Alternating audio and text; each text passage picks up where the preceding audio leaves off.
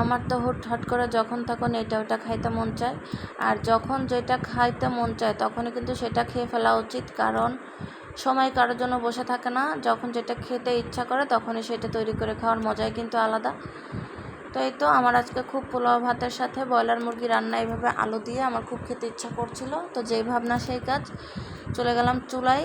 আর প্রথমেই কিন্তু বলে দিব, যাদের নাকি রাইস কুকারে পোলাওটা ঠিক মতো রান্না করতে পারেন না, খুব টেনশনে থাকেন যে ভাতটা একটু নরম হয়ে যায় বা শক্ত, আসলে মাপটা বোঝেন না, তাদের জন্য আজকে আমার এই ভিডিওটা। আমি একবারে পারফেক্ট ঝরঝরে ধবধবা সাদা পোলাও রান্না করে দেখাবো, তাও আবার রাইস কুকারে। তো আমি প্রথমে চলে আসলাম চুলায়। এখন আমি এখানে একটু পেঁয়াজ বেরেস্তা করে নিচ্ছি। এই ধরেন দেশি পেঁয়াজ মিডিয়াম সাইজের আমি 4টা পেঁয়াজ কুচিয়ে নিয়েছি। তো এই তো আমি তেলে একটু বেরেস্তার মতো ভেজে নিলাম। আর এখানে পেঁয়াজটা অবশ্যই বেরেস্তা করে নিতে হবে, কারণ ব্রয়লার মুরগি তো সিদ্ধ হয়ে যায় খুব তাড়াতাড়ি, যার জন্য পেঁয়াজটা বেরেস্তা করে নিলে ভালো হবে। তো তারপর দিয়ে দিলাম 1 চামচ ভর্তি করে আদা, আর 1 চামচ রসুন, আর হাফ চামচের মতো জিরা বাটা। তারপর দিয়ে দিলাম স্বাদ মতো লবণ, মরিচের গুঁড়া আর হলুদ। আর ব্রয়লার মুরগিতে আমি একটু ঝালটা বেশি খাই, ভালো লাগে। আপনারা আপনাদের পছন্দ মতোই মরিচটা দিয়ে নেবেন। আর সব কিছু মিলিয়ে এখন আমি এটাকে ভালোভাবে একটু কষিয়ে নিব। আর কষাতে হবে ভালোভাবে, এক্ষেত্রে যেন কাঁচা গন্ধ না থাকে কোনো মশলার। তো এখানে আমি ব্রয়লার মুরগি কেটে ধুয়ে একদম পরিষ্কার করে রেখেছি, প্রায় 1 কেজির মতো মাংস। আর 1 কেজি পরিমাণের মাংসের জন্য যতটুকু লাগবে মশলা আমি ততটুকুই নিয়ে নিয়েছি। তো এখন এই মশলাটা কষানো হয়ে গেছে, এখন এর ভিতরে দিয়ে দিব সেই মুরগির মাংসটা, দিয়ে একটু ভালোভাবে কষাতে হবে।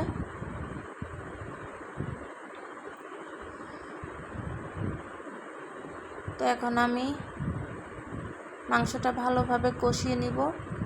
এখানে আমি কোনো রকম কোনো পানি ব্যবহার করব না, আগে আমি একটু এভাবেই কষিয়ে নিব।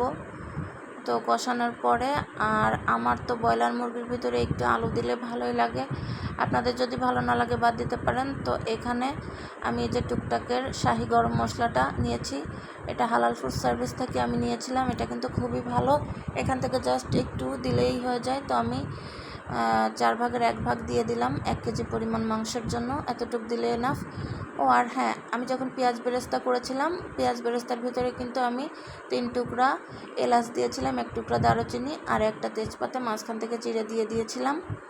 তো এই তো এখন আমি মাংসটাকে ভালোভাবে কষানোর পরে দিয়ে দিলাম আলু। যেহেতু ব্রয়লার মুরগিটা সেদ্ধ হতে বেশি সময় লাগে না, তাই আলুটা এখনই দিয়ে দিলাম, যাতে করে ভালোভাবে মুরগির সাথেই ওটা সেদ্ধ হয়ে যায়। তো আমার কষানো হয়ে গেছে, এখন এখানে দিয়ে দিব পানি। আর কষাতে কষাতে আমি এখন চলে যাব রাইস কুকারে সেই পোলাও চালটা রান্না করার জন্য। এটার প্রসেসটা আমি দেখাবো। তো এই তো মুরগির মাংসটা কষানো হয়ে গেছে, একটু ঢাকনা দিয়ে আর একটু ভালোভাবে কষে নিলাম। এখন আমি দিয়ে দিব পানি। আর যেহেতু ব্রয়লার মুরগিটা এই কষানোর সাথে দেখতে পাচ্ছেন খুব ভালোভাবে সেদ্ধ হয়ে আসছে প্রায়, তো এখানে খুব বেশি পানি দিব না, সামান্য একটু পানি দিয়ে আমি চুলার জালটা একটু মিডিয়াম টু লোয়ে রেখে একটু রান্না করব। আর এই মাংসটাও রান্না হতে থাক, এদিকে আমি চলে যাব পোলাও রান্নায়। তো আজকে বলবো আপুদের জন্য, যে যারা রাইস কুকারে পোলাওটা রান্না করতে বোঝেন না, তাদের জন্য একদম পারফেক্ট ঝরঝরা পোলাও রান্না হবে এই রাইস কুকারে। ঠিক আমার এই টিপসগুলো যদি ফলো করেন। আর এখানে একটা ইম্পর্টেন্ট বিষয় হচ্ছে, আপনি যে পাত্র দিয়ে চালটা মাপবেন সেই পাত্রে পানিটা মাপবেন, তাহলে আপনার রান্নাটা একবারে 100-এ 100 হবে।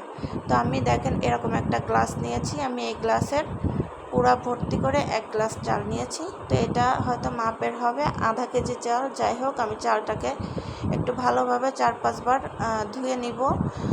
ধুয়ে পানিটা ঝরিয়ে রাখবো এক সাইডে। তারপরে আমি যে গ্লাসের 1 গ্লাস চাল নিলাম, ঠিক ওই একই গ্লাসের 1.5 গ্লাস পরিমাণ পানি নিব। আসলে পোলাও চালের ক্ষেত্রে হয় কি, 2 গ্লাস চাল নিলে 4 গ্লাস পানি দিতে হয়, এরকমই নিয়ম, ডাবল দিতে হয়।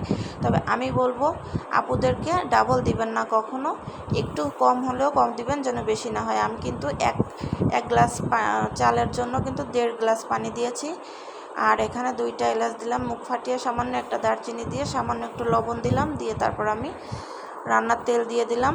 দিয়ে এখানে আমি 2 চামচ গুঁড়ো দুধ দিয়ে ভালোভাবে গুলে নিব। গুলে আমি কিন্তু এটাকে দিয়ে দিব রাইস কুকারে, সুইচটা দিয়ে দিব। দেওয়ার পরে এটা বলক আসার দরকার নাই, সামান্য একটু গরম হলেই হবে।